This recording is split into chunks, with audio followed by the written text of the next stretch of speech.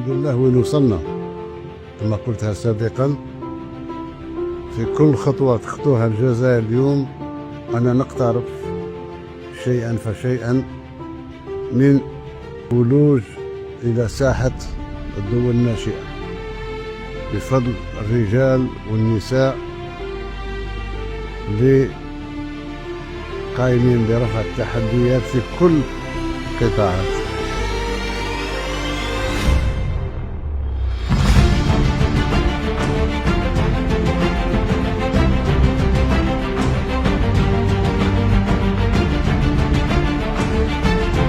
وبرعاية وإشراف من السيد عبد المجيد تبون رئيس الجمهورية، نشهد مراسم تدشين محطة تحلية مياه البحر فوق اثنين ولاية باص. توزع على طول الشريط الساحلي الجزائر في خطوة نوعية على درب تعزيز الأمن المائي للبلاد.